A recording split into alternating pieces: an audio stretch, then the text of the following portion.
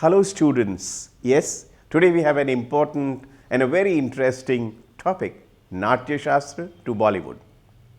Students, as you all know, film is hailed as the 20th century medium for artistic expression. The film industry in India began with the silent film Raja Harishchandra in 1913. It had an all-male cast with even female roles being played by men and subtitles in English and Hindi. As its cast and crew was mostly Marathi, it is also regarded as the first Marathi film as well. Its success encouraged the fledgling industry and many films were produced after this. But it was only in 1931 that Alam Ara was made, the first talkie. There are believed to be several influences on Indian cinema, of which a major influence is the epic Ramayana and Mahabharata. And Mahabharata has there have been several influences on the Hindi film, and majority of them is from the epics of Ramayana and Mahabharata that have as a whole cast a great influence on Indian mind. The side story, backstory and the story within a story are all the techniques on finds in telling of the epics which suits cinema and which Indian cinema has borrowed. Some of the most powerful renderings of the epic can be found in folk theatres of India that uses song, dance, music and humor to get its message across. The influence of Parsi theatre with its element of song, dance, flamboyant dialogue and humor, and even of the crude variety blended in a mix of fantasy and realism to create a narrative and a spectacle largely dependent on the twist of Deus of Ex Machina were the direct ancestor of Indian films. Interestingly, most of the film producers and many of the actors in the early period, definitely till the 1950, came from the background of drama, dance and music theatre companies of that time. Thus, Bollywood films are based on the long heritage of Indian culture. It may be noted that the term Bollywood is being used for the Hindi film industry, which is most prolific of all film industries in India. But probably nothing was as important as an influence of the Indian film industry as the influence of classical theatre, best described in Natyashastra. Classical plays at that time mostly in Sanskrit, and hence Sanskrit classical theatre is sometimes treated as being coterminous with Sanskrit theatre, were known as Natya. The word Natya is derived from the root word Nrita, dance, which was an essential part of their content. This generous use of song and dance characterized them as spectacular dance dramas, features that have continued in Indian cinema. The Natyashastra describes 10 types of plays, of which one is an Uparupak. Bollywood film come closest in matching the Uparupak. Few realize that from the outset, India's popular cinema has followed the stylized convention of the Natyashastra with its stress on spectacle created by blending music, dance, comic gestures, romance, undiluted villainy, emotive sacrifices, all used to evoke rasa in the audience. Friends, as you know, Natyashastra is often described as the fifth Veda. It is supposed to be the Vedas that is assessed by all. Just like in modern times, cinema is the art form that is most accessible to the largest number of the people. The Natyashastra has older resonance and continues the essence of all four Vedas in it. It consists of 4 elements. The first among them is Patya or text, including the art of recitation and renderation in a performance. This is taken from Rig Veda. The second element is that of music, including songs and instrumental music. This element is taken from the Samaveda. Abhinaya or acting, the technique of expressing the poetic meaning of the text and communicating it to the spectator, has been derived from Yajurveda. Lastly, rasa or aesthetic experience has come from Atharva Veda. It is at the outset the anukarana or the redoing of the triple universe and life in its entirety. But ultimately, it is the anukirtana of bhava, that is, retelling of emotive states in order to create a new world of imagination that both the classical form of Natya and Indian cinema continue to do till today. As Natya is derived from Nrit or the Sanskrit verb to dance, it is not surprising that Indian films have such an overload of dance and songs. In the Natyashastra, dance is classified as either Margi or Desi. That which is sacred for the gods and danced for them is Margi. It shows the way or marg, as it were, to higher goals and ends. In contrast, the dance for the pleasure of the humans is called Desi. Of course, this tradition continues in Bollywood films. The seductive item songs and the fast-paced and high-octane energy-driven dances that we increasingly see today would appear to fall in this Desi category. What makes a typical Bollywood film is the masala in it.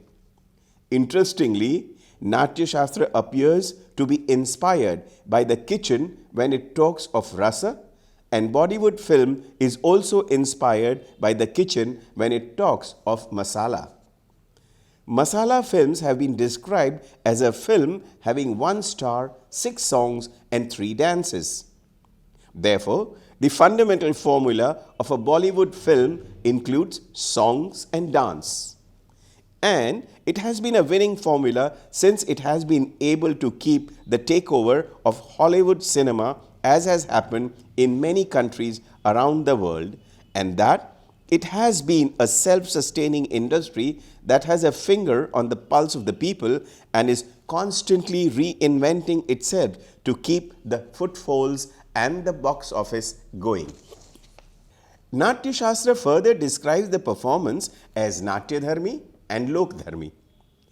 Natyadharmi means stylized or theatre-oriented, and Lokdharmi means life-oriented. Natyadharmi pertains to the conventions of the stage. According to Natyashastra, Natyadharmi is theatrical representation larger than life and considerably conventionalized. It is stylized and the artist's imagination has a free hand in this mode, contrasted with Lokdharmi.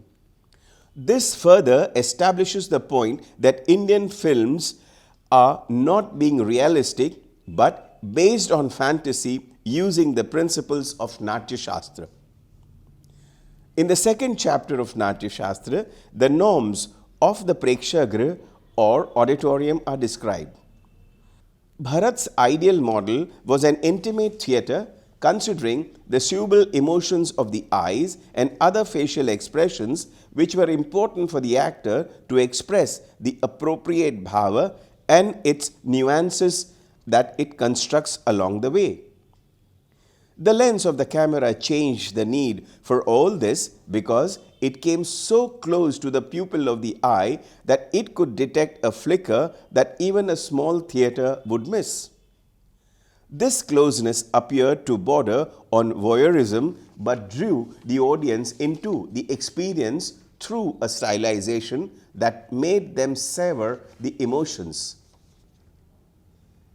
When it came to the actor, even the actor was a patra, a bearer of the bhava, and not the bhava itself. That happens in case of Western Stanislavski method, where the actor must have a character who is a living, breathing embodiment of an emotion rather than simply conveying emotions. With its kaleidoscopic approach, the Natyashastra's influence can be ascertained in the growth and development of Indian classical music, dance, drama, and other art forms. Hence, it is certainly not an overstatement to say that Natyashastra indeed laid the cornerstones of the fine arts in India. The corporate art that film is incorporating several other forms is the one the Natyashastra appears to be a ready reckoner by which to study films. Although Hollywood films were like Broadway musicals from the 40s to the 60s, and even today we get an occasional song and a dance film like Moulin Rouge, Chicago, and The Producers. But in Bollywood and any of the regional woods, the tendency to subscribe to the song and dance formula is almost 100%. In fact, sometimes it just goes over the bend. Friends, in fact, some of the most memorable films from the north and the south are those around dance themes. Chandralekha, in which the dance sequence with drums spread over acres of land cost as much as the rest of the film. Navrang Jhanak Jhanak Payal Baje that had Gopi Krishna to do the choreography and also dance in it. Gopi Krishna's Shiva Tandav swept connoisseurs and ordinary viewers off their feet. Nache Mayuri, produced in 1986, retold the inspiring story of dancer Sudha Chandran, who in real life lost her leg to amputation following an accident and yet danced on Jaipur foot. This film, Nache Mayuri, won her a national award and gave us a film on dance that was real. One film stands out that deserves a special mention. Kalpana. Produced in 1948, Kalpana was doubtless a dance film, not because Uday Shankar directed it, nor because it featured Amla Shankar and Padmini of Travancore sisters, but because it used cinema as a medium of dance. It was not as if the film used a large number of dance and song sequences, but in fact the entire film was in dance. Shot at Gemini Studios over 90 days on an initial budget of rupees 11 lakh and finishing at rupees 22 lakh, it was a satire firmly grounded in reality but unfolding through an artist's struggle. It broke virgin territory. Publicized as a unique and unparalleled event since the movie began, the restored Kalpana screened at Cannes in 2012 probably remains that. Most Bollywood films subscribe to the idea that the cornerstone of a film is the Rasaraj, Shringar, as they are about romance in the face of great impediments. While the narrative is advocative to suggest the growth of emotions, love songs help in setting the mood, goading the feeling, nuancing the emotions. All this is conveyed in a wide variety of established symbols and metaphors coming down from the ages in the mind space of Indians. The meeting of two flowers, the billing around and cooing of the birds, the honeybee and the lotus, and of course a lot of dancing around the trees. This was quite enough to suggest activities that the censors might not approve of. However, serious love songs provided scope for poetry and song to flower. But they do not provide as much scope for dance as the playful love songs.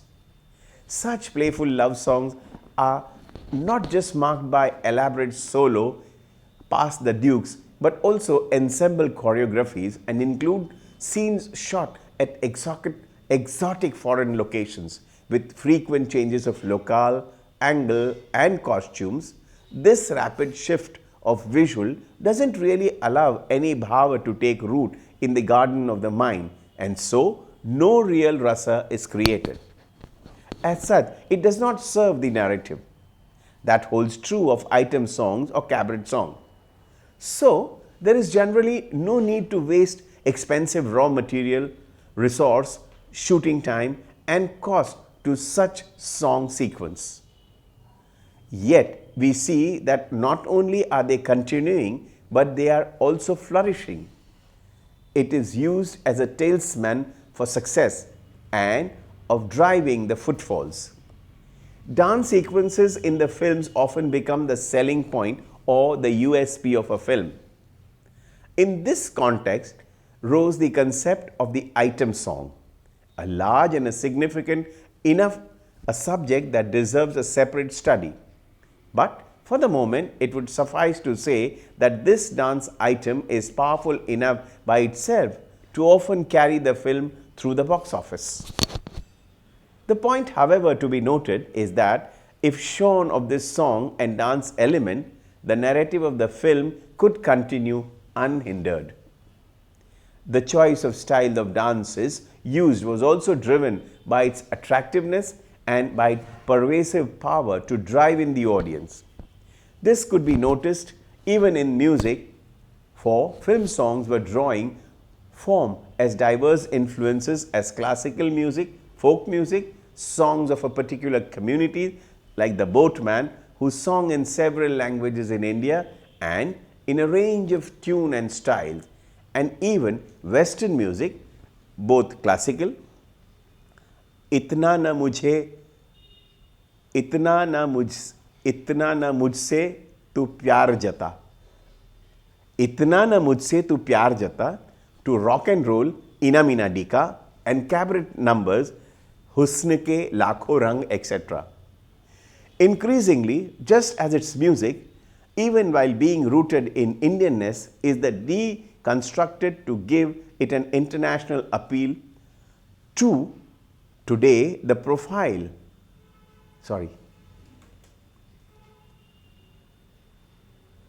deeply rooted in Indianness is deconstructed to give it an international appeal. Today, the profile of dance in Indian film is taking on a global look, not just in its form, but in its cinematic treatment as well. In the films made till after 2 decades after independence, the film drew largely from classical and folk dances. Yes, since neither classical dance nor folk dance are homogeneous entities, one witnesses considerable dance variations.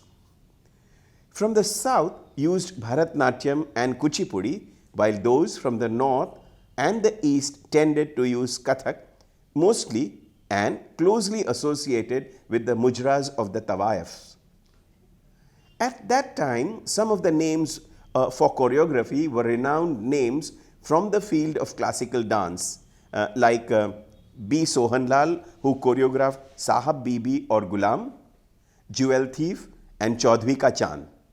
Lachu Maharaj, yes, the great Kathak exponent, choreographed Mahal, Pakiza, Mughal-e-Azam, etc. Another legendary name, Chiman Sheth, yes, he choreographed Mother India. The choreographer Krishna Kumar choreographed Avara, Madhosh, Andaz, etc. And the noted Gauri Shankarji choreographed Pakiza. Gopi Krishna and Kumudini Lakhya. Yes, Kumudini Lakhya choreographed the legendary film Umrao Jaan with Rekha and a host of other modern choreographers as well. Amongst men, the role played by Kamal Hassan in Vishwarupam is the result of intense work under a great maestro, Pandit Birju Maharaj. Even Rituparna Ghosh's role in the film Chitrangada had the benefit of training under classical dancers Sharmila Biswas. This list, by no means complete, successfully point out to how earlier Bollywood films used classical dance for its inspiration and classical dancers as choreographers. There is a close link between classical dancers who have become fine actresses like Sitara Devi, Vaijanti Mala Bali, Hema Malini, Wahida Rahman, Meenakshi Sheshadri, Madhuri Dixit, and many more. Their work can be noticed right away as they are very comfortable in any dance form. In fact, this formula of using song and dance is a reflection of expressing cultural identity. An example of reverse influence is narrated ahead. Yeah. In this case, the film treatment helped strengthen the classical dance content. The renowned Odissi guru Kelucharan Mahapatra acknowledged the impact of his work of his childhood mentor, Rasa party owner Guru Mohan Sundar Goswami. Guru Goswami trained him in the requirements of Rasa Leela, but he was to leave a longer lasting impact on Kelucharan Mahapatra's life and work. A seminal, significant Shubal influence came from the example of Goswami's effort to establish an Odisha identity through his pioneering work in Uriya films. Mohan Sundar Goswami produced the first complete Odissi feature film in 1936 named Sita Vibha or Sita Viva. This film was distinctly an Oriya creation. The film had 14 songs in its 2-hour duration and all singers from the movie were from Orissa. Mohan Sundar Goswami, who had scripted the film himself, consciously and contemporaneously used the traditional music of the land. This weaving in of lateral creativity to get the right vernacular flavor was a trait that Kelucharan Mahapatra imbibed well and drew later in his revival of Odissi dance. The folk dances of India are an enduring influence on Indian films. Imaginary costumes and dances have been a part of almost all films. Often they come through as parodies.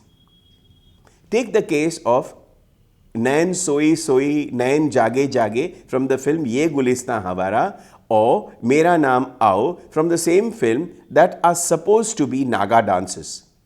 However, films like Mrigya and Bhavni Bhavai have been respectful in representation. In the year 1995, Bengali film Yugan, made by Aparna Sen, won the National Film Award for Best Choreography and was choreographed by Elena Citaristi. Depicted a chow dance that is happening outside the window of the room. A trained chow dancer herself, Elena was able to fill the window of the frame so well that it was noticed and awarded. In Meenakshi, A Tale of Two Cities, Elena used Kathak, Chow and Kalariyappai to artists for a Qawwali sequence that was a part of a wedding celebration at night. Evidently, she succeeded in bringing together the unexpected, but all were present, at least well-trained traditional artists. In many recent films that seem to have discovered the flavor of folk again, the folk choreography has been used either for heightened sensuality, as in the case of the songs Kajrare from the film Banti or Babli and Choli Ke Piche Kya Hai from the film Khalnaik, or for added colors as the film Barfi that used Purliya Chow in a segment and linked the song Itni Si Hasi. A similar treatment was accorded in the choreography of the song Kashmir Mein Tu Kanyakumari from the film Chennai Express that used a variety of dances in decontextualized matter in the film. In this song, choreographed by Farah Khan, Shah Rukh Khan and Deepika Padukone do some basic Kathakali and Bharatnatyam moves. The picturization of the song also shows a brief scene of Pulikali, which is dance at the time of Moharram in North Kerala, and Mail Atam, which is dance in honor of Lord Subramaniam in Kerala and also in Tamil Nadu. This is followed by a few seconds of leaping by the Lith Kalaripayat artist. Of course, to enhance the local flavor and color, the background is show-caused with decorated elephants of Kerala's temple festivals. Why? Even the song 1, 2, 3, 4, Get on the Dance Floor, has movement inspired by Dappan Kooth, and even the costumes of lungi raised halfway, the open unbuttoned shirt knotted at the bottom to reveal the chest is similar to what these traditional dancers wear. A bandhana on the head, neck or wrist completes the ensemble, and it was visible in the films as well. Dance and music may have become an integral part of the films, but with the exceptions of a few cases, dance, both folk and classical, suffered seriously. Each dance style taken up by the film industry began by being handled by experts in their style as established earlier. All too soon, choreographers who were talented but not devoted to that particular style made innovations, changed it, simplified it, and diluted it in an effort to make it more attractive or seductive and more easily entertaining to the untutored masses. Thus, each style in turn degenerated until it bore little resemblance to the original from which it sprang. Eventually, the language of many styles was mixed, and to this hybridized melange were added elements taken from the West. Regrettably, a reverse perversion is happening as a result of this hybridization. In the original source centers of these folk dances, undoubtedly influenced by valorization that the hybrid form of the dance is receiving, some degree of pollution is entering the original source area. Author Vikram Kishore laments that as a result of this dance, which are the patrimony of the real world, are being destroyed. Friends, although there has been no complete breakaway and these folk and classical influence continue even today, they seem to have become mixed with many more dance styles and have at times become unrecognizable as to their origins. Today, it can be said that Bollywood has developed its own corpus of material that is displayed or danced out as solos or in duets or with a large ensemble of dancers dancing together with military precision. In the early days, some of these moves were either easily identifiable as belonging to a particular style or rather hard to class as dancing. The spastic jerks and jumping around by Shammi Kapoor, Jitendra or Bhagwan, identifiable moves unique to Bollywood, began to develop. Today, the playful love songs have matured into an unidentified set of moves, some of which may be shared by other dance traditions around the world, but others are unique to Bollywood.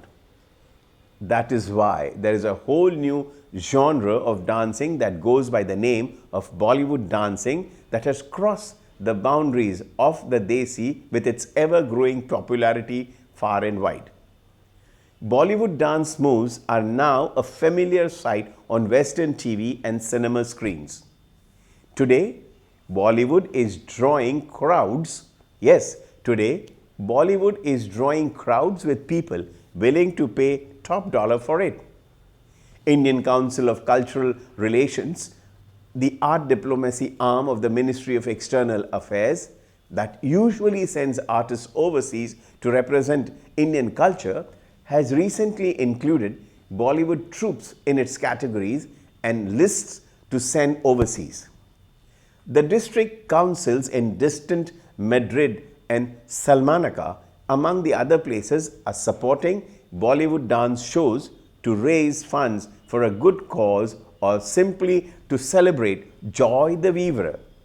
The Bollywood dance competition scene on the US college and university campuses is quite well entrenched. Bollywood dance teams now exist on many, if not most, large and medium-sized college campuses.